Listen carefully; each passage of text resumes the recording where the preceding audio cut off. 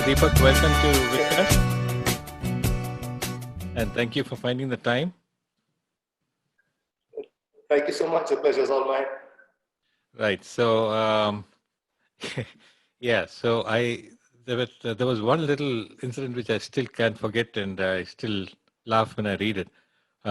After reading it, that is, about how your appa, as you call him, took you to a film, a studio where MGR was getting dressed up, and then you said, "Hi, Shivaji." Yeah. Yeah, that must have been quite an embarrassment, right? It was quite an embarrassment for him, and it was probably my first and last time that I ever walked onto a movie set after that. He made sure you never came along after that. Yeah, he didn't want to risk any more friendship rivalries, friendly rivalries with Shivaji and MTR after my fiasco. Yeah, I mean, the whole book has a lot of humor in it. Was Nambiarswami a humorous person, or was it your humor that we are seeing his? And I think basically Nambiarswami was a very, very witty person behind that villainous public persona that he had. Right. And it's the same sense of humor that has passed on to his children, Sukumar and Sneha, and then, and I'm probably flattering myself, and to me, because Appa took a very, very lighter view of things. I mean, he never stressed himself out on the sets and even outside of the sets at home and with friends. He was always very, very quick with a joke. And his jokes were very situational in the sense that he found the lighter side of life, so as to speak. And which was in direct contrast to Amma, who was always serious and so driven. And there is a lovely contrast, and probably what made them such a wonderful, loving couple too. Right. So I think his humor is, as you describe in the book, was mainly a kind of a British humor, not American humor, where there's a lot of slapstick and thigh slapping kind of laughter. It was always understated, right? Yes, yes, yes. You had to read between the lines. And in fact, his pet names for his kids, he used to call Uncle Sukumar the Prince of Wales, and he used to call my mother Elizabeth. I mean, that's just kind of to go in with what you said was British sense of humor, I suppose. Yeah, so it was. Yeah, I can almost picture him with a deadpan face delivering those lines, which would keep everyone else rolling in laughter. Yes. Yeah, it's a pretty well written book, and I like the way that it was. It took me a little time to figure out that it was actually he was telling you the story. So I didn't know who the first person was, but then I realized that you were writing as though he was telling you a story about himself. Yes, yes. In fact, the funny thing is, he never set out to tell me his life story, or I never set out to write this book. I was in New Jersey, and I think it was back in 2004 when I just graduated with a degree and was basically unemployable. And I was in a so-called Desi guest house, which is a euphemism for a place where unemployed software professionals like myself cool our heels before we get a job. Right. And I think it was the winter or just the autumn of 2004 in Old Bridge, New Jersey, when I got a chance to reminisce over a lot of things that happened in my life with Appa. Like, he raised me. I grew up with him as almost his child. And a lot of my memorable childhood moments were all memories of him. So my idea was to write down a couple of pages of all the anecdotes and then go back next year to Madras and show to my granddad and say, hey, look, all the jokes that you said, all the things that I was privileged to be part of your life, I've written down over here. And then pages became 4 pages, 4 pages became 10 pages. So I called up my mother Sneha in Madras and said, Mom, I started to write something and I'm not able to stop because there are so many memories and so many funny things that have happened. She said, look, just write. I mean, just keep it going. And I think I came up with about 30 to 35 A4 size pages. And then I came back to Madras and I read it out to my granny and I said, Amma, what do you think of this? She said, hey, like, a lot of people will be offended. I said, hey, I'm not worried about the offended part, but what do you think of it? She said, like, how come you have a memory like an elephant for everything that happens happened in Appa's life. But Uh, when it came to your studies, you were an absolute zero. I said, look, all my happiness is basically tied up with Appa, which is why I wrote this book. right. So this thing went on to, I think, over the period of about 5 or 6 years. I think till 2008, I would during my jobs or between my jobs, every time I came back to Old Bridge, I would write a few more pages. Hmm. And I realized also that there were a lot of people in the state of Tamil Nadu and even in Kerala who were interested, who liked Appa as a person. Right. So it was kind of a tribute. I thought, what, just put together about 50 pages or something. I didn't even think in terms of, okay, let's write a book. I thought I'll send it to all my family friends and say here's the man that you've always wanted to know a little bit more about.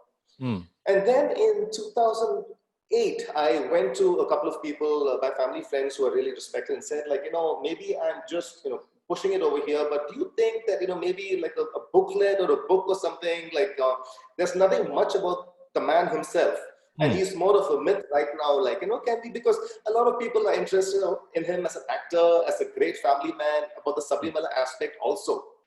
So then a couple of people I really respected went through the book and said look, this is more or less, I don't know who you're trying to impress with your words like bombastic and things like that. I mean, nobody will understand your language. You did it as a hobby, as a pet passion. Just shut it and forget about it. I'm really glad that you tried to do something for Appa. In 2015, I had a catastrophic accident in Los Angeles. I was heading back home and I was T-boned by a guy who was going through a stop sign. He was supposed to, it was basically a one-way street. And it's just bad luck, and my motorbike and I happened to be right there, the wrong place, wrong time or whatever, and he severed my leg, my pelvis was crushed, my hip was gone, my knee was gone, 2 ribs broke and went into my left lung, and I was basically as good as dead. I was in the ICU at UCLA Santa Monica, and tubes into me, and it was a very, nobody should go through that, the time that I went through. And then I realized, oh my God, let's try to prioritize things over here. I'm the so-called, tech executive. I'm doing well for myself. I have a small family over here. But if this is how it's going to end, if this is how my life is going to end, I love this man so much. And there is so much about this man that the public doesn't know and would love to know. Right. Why not just, finish the book? Finish the book, do what you can, and then, go knock on every door that you can knock on and see if anybody's interested. And it's a very funny thing. People say that when you're writing, you should write when you're high and you should proofread when you're sober. And they had so much of they pumped me with so much of OxyContin and oxycodone. I didn't even know what these terms were. Then I realized that I became a painkiller junkie about 1 month after my leg amputation. I realized I was junkie. I needed the fix. Wow. I became a painkiller addict because oxycodone is synthesized heroin.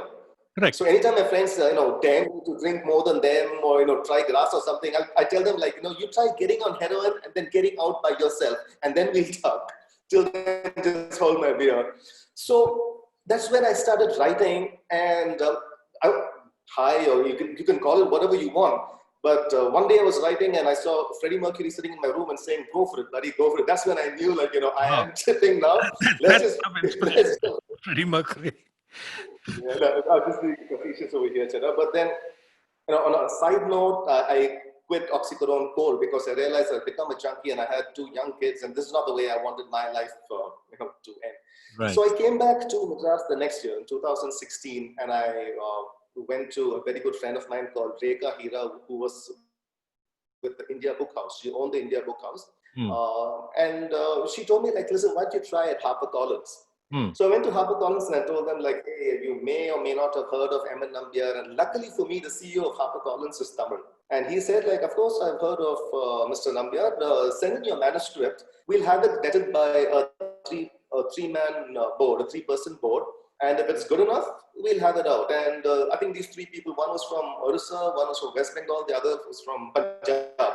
Nobody had, any inkling of who Nambiar was, but luckily the book stood on its own merit. And, with the grace of Ayyappa, it came out on his 100th birthday, which was March 7th of 2019. So I'm really, really happy that this tribute came out to him. It's more like a labor of love, and it's a very flawed product. I realize that, but all the humor that you alluded to, I think it's basically, I felt, to use the cliche, I felt Appa talking through me because I've lived so long with him and I knew how he thought and the kind of jokes. I mean, I was there, I was witness to it all. And that's what I've just gone ahead and put in that book. Yeah, I mean, it's a couple of things like what you just told me now. One is that about if something interests you, then you go for it. In the sense that you were saying that.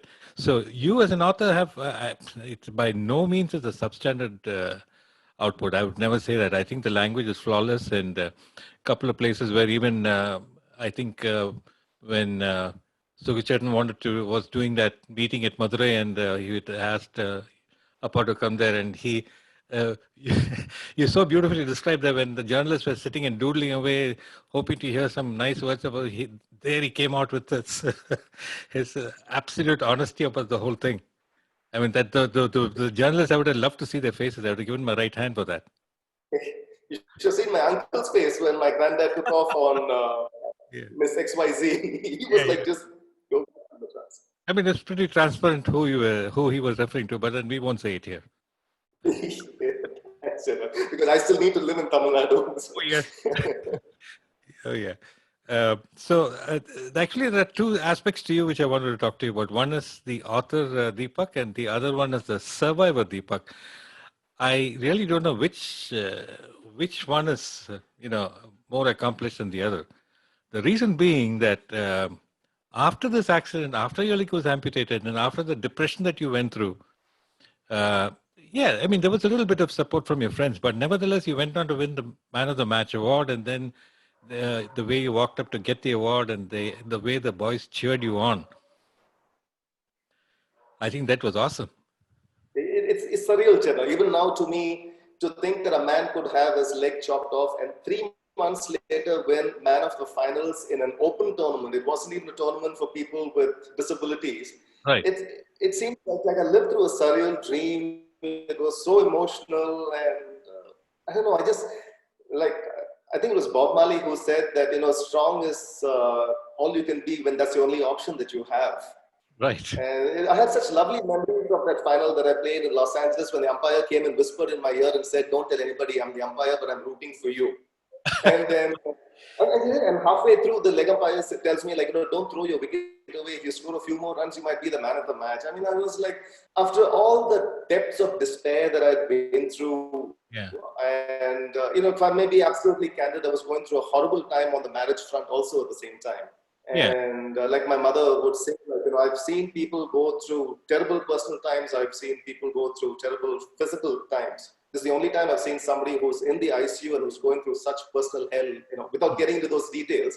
It was a very, very low moment in my life. And then I would, just kind of encourage myself and tell myself, whose grandson are you supposed to be? Why don't you, be worthy of the surname that you have? Give it your best. I mean, just give it your best. And every day is a victory. Everything, whatever you try and achieve, so that's how it all came about, Cheta.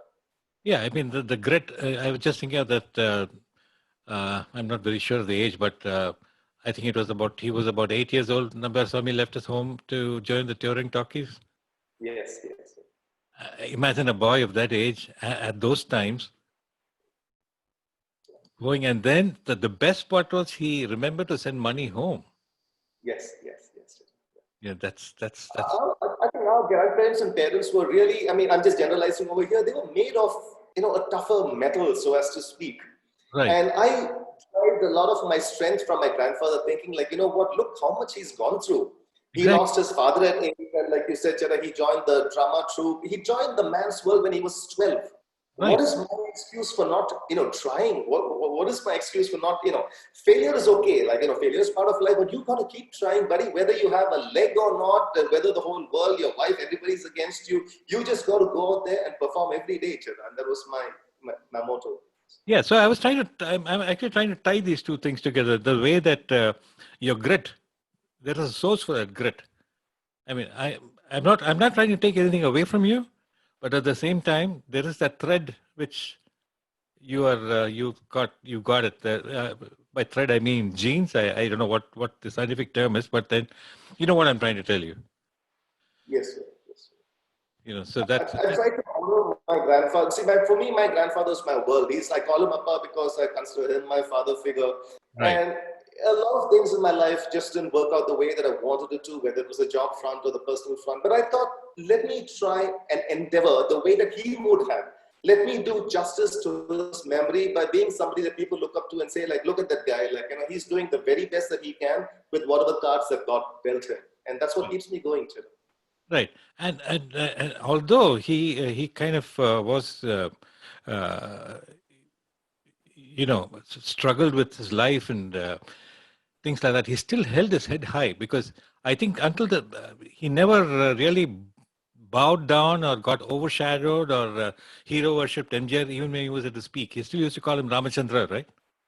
Yes, yes. And they used to call one another yo. They were so close. Yeah, yeah. And they would talk in Tamil. And since you've read the book, you know how he used to get on MGR's nerves. And he could do that because I think to a certain extent, Appa knew that, you know what, a friendship is one of equals. The whole world is, bowing and kowtowing to Mr. MGR.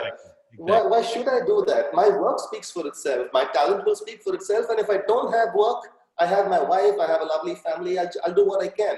And that takes a lot of conviction, because I've seen in most cases, and even in my case, sometimes at work, I have to be extra nice to people that I don't want to be extra nice to. But with Appa, he was like, whether it's NGR or Shivaji, and there were times when NGR didn't want Appa in many of his movies. But then after a year or two would come back, because the directors would say, like, sir, you're a great hero. You need an equally great villain to show your greatness. And the only man in the market right now is Nambiar.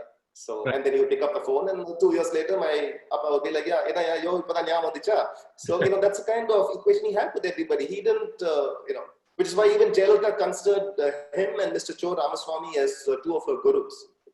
Right, Which right. is a great trait. And coming out from say with Jayalalithaa, it's awesome, because she's cerebral. She's got stuff here. I was completely overawed when I met her, Jada, because, well, obviously you know that you're going to meet the chief minister, but the Right. way she spoke, her diction, her command over the language, the imposing aura that she had, and I asked her for an interview. She said, like, why interview? I'll give you the foreword. And there's a funny incident about that, because when I went to HarperCollins, I said, like, listen, I've spoken to Mr. Karnanidhi and I've spoken to Ms. Jayalalithaa. Yeah. So, our family is close to both of them. Can we have two forewords in my book? The HarperCollins CEO said, you mad or what? One book, one foreword, the other can be the epilogue. You choose who you want. I was like, oh God, I just hope that none of them take it personally. I said, okay, the present chief minister is Jayalalithaa. Let's go with that for the foreword. Yeah, I think it was So a she good gave me a wonderful interview. And then at the end of the interview, she asked Appa, she said, Nambiarji, if there is anything that I can do for you, please let me know. This is the chief minister of Tamil Nadu imploring my grandfather whether there's anything that she can do. And as usual, Appa was like, health. I wanted to interrupt and say, like, Appa, just tell Madam Jayalalithaa that you have a useless grandson called Dipak who's doing nothing with his life, and ask her to do something, at least for me, if you don't want to do. Wonderful memories, wonderful. Yeah, and also the part where I think it was for the swearing-in ceremony, right? Amma was directly opposite Jayalalithaa, and she was trying to not to make eye contact with her, but she was kind of waiting for that to happen, and gave her a namaskaram. I mean, that shows the humility of the person. See, it's like an iron hand, iron fist inside a velvet glove. Absolutely, absolutely. Yeah. And this is the years of friendship that they had, which I've tried to bring out in the book. Because there is a lot of interest, even in the public, for, like, what was cine life about back in 1935 when the industry started. So basically, Appa, NGR, and Shivaji were the pioneers of the industry, of the South Indian film industry. Right. So I was hoping that the book would capture his life and all the incidents and the struggles of all three actors as they came up, and the friendships that they forged over the 50 years that they grew, to rule the industry. Right. And that's what we're trying to bring out of the book. Right. I mean, it's brought out beautifully. And in fact, I think in one of those places where you say that these were the three, the trio of the industry. Normally, when you say a trio, it's normally three heroes. But here, there are two heroes and one villain. Yes. And okay, it's one thing to be playing cricket where there is I mean, there's a fair amount of leg movement, but squash, wow. I mean, I'm not trying to I'm not trying to pun or anything, but that's a different ball game altogether. It's the world's second fastest sport after ice hockey, Cheddar. So I went up to the federation and said, do you have a handicap category I would like to play? He said, son, we don't have a handicap category. I'm very sorry. I said, okay, if you're going to be, that way, then tell me where the open categories I'd like to compete over there.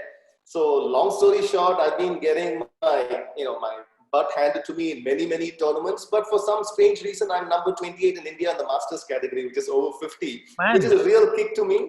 that's I mean, that's unthinkable. I mean, it's different. Say, okay, even for example, a bit of table tennis, standing in one place and using a bat. But squash, you can't get away without moving. I mean, the mind boggles, man, really. And that too, you were in the 16, and you were in the 16, right? You made it to the final 16 in the. Yeah, I got lucky. Well, that's your modesty speaking, man. You also talked about how you were trying to inspire other people with their who have similar handicaps, not necessarily orthopedic handicaps, but why don't you try and become a motivational speaker? Are you doing it already, or? No, I am not. In the sense that if I get the occasional opportunity to go to a school like my old school or a college or something, I'd be happy to do that.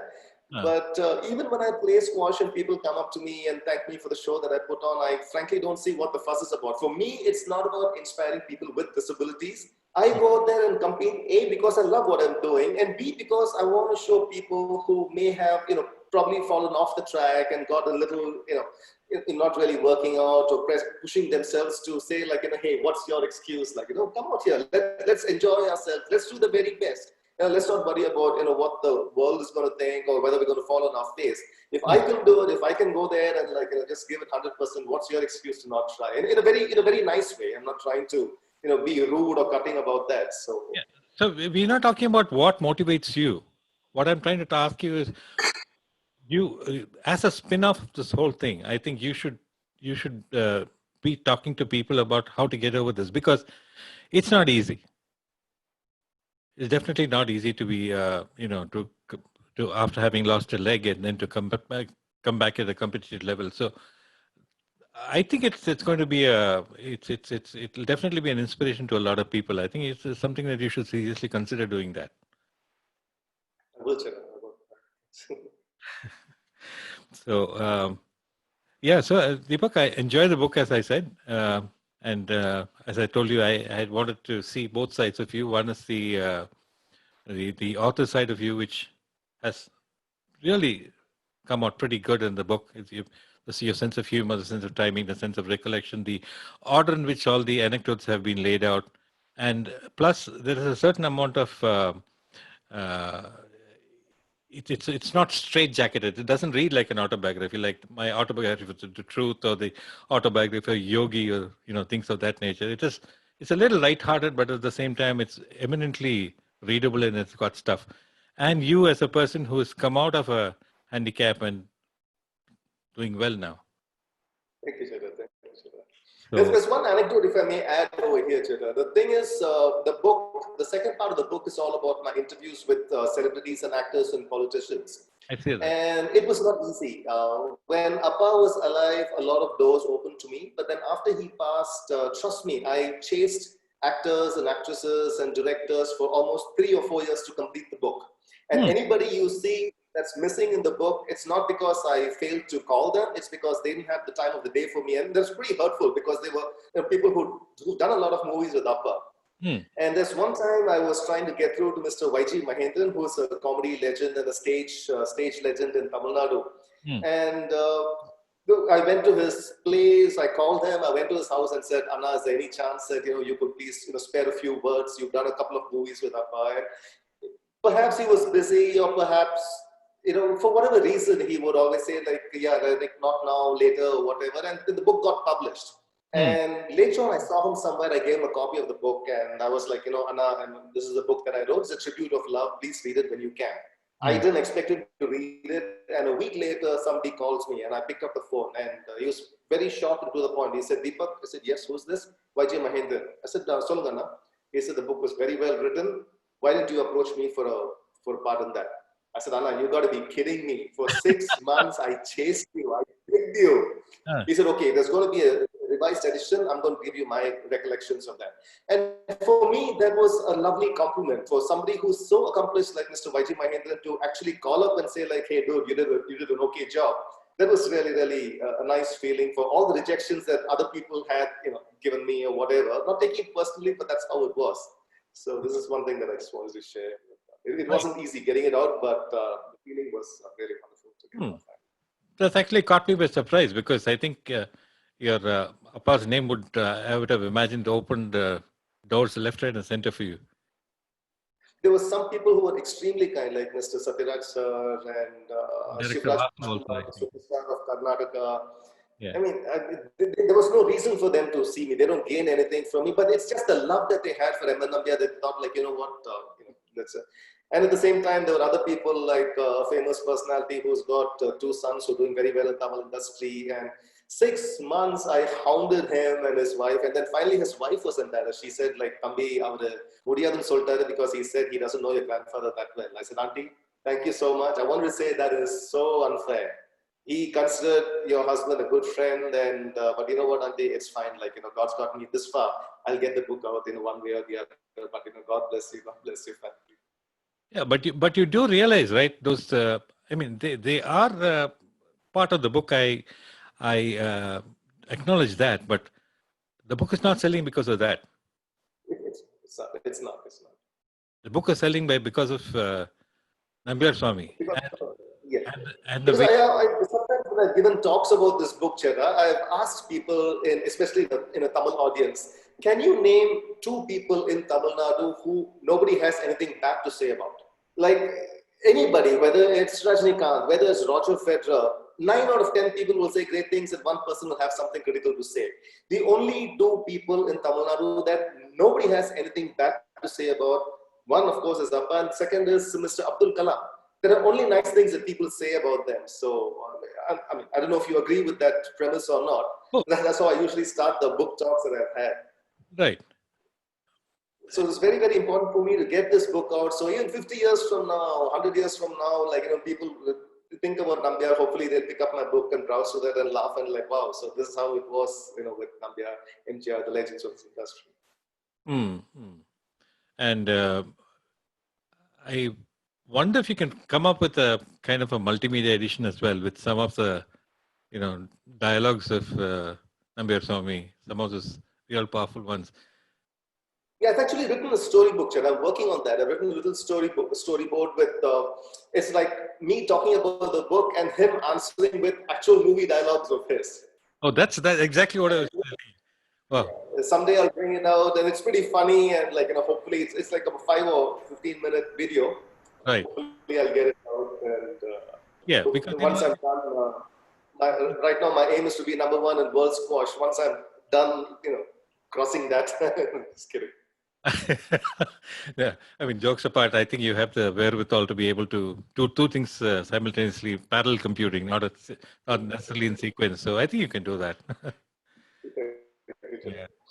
So how's everything else? How's work and how's the COVID treating you?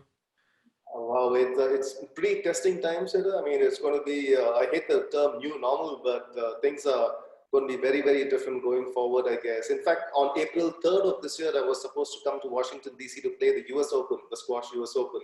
And that got pushed out. So, yes, sir, I'm a US citizen, so I qualify for the US Open. So, if you're in the top 30 in any country, you're allowed, and if you're a US citizen, you can go and the look of incredulity on your face says it all, but so Washington DC, here I come sooner or later. I mean, the reason why I say this is so much, I got to let you into a little of my personal thing too. So last December, I think I had a fall and I injured my ACL. And, I busted my kneecap and all that. And I'm ashamed to tell you, I'm still limping along. Well, you're going around winning tournaments in squash and talking about the US Open. Boy, you're putting me you're embarrassing me, man, right royally. The humble wishes to inspire, not to embarrass by any stretch of the imagination. No, I'm kidding, right? You get the point. to just go through or give them your copy. For me, it gives me much of happiness too. I just lost what you just said because I think we had a bad connection. Oh, can you hear me now? Yeah. No, I said, like, please do tell your friends about the book. Maybe give them your copy, because I would love for the whole world to know about the kind of person that he was. And I certainly will. I certainly will. I'll put it up in my small little circle of influence and see where it takes us. thanks, Jeff. And I do hope that I'll have the pleasure of meeting with you when you come the stateside. Definitely. I'm coming next year, Jeff. When I come for the US Open, I was planning to come to New York. I'll definitely come home and say hi to you, JT, and the kids. For sure. For sure. We look forward to that. And again, once again, thank you so much for sparing the time and joining. Thank you, Jeff. Yeah. Thank you so much. Take care. See you later. Bye-bye. Bye, Jeff.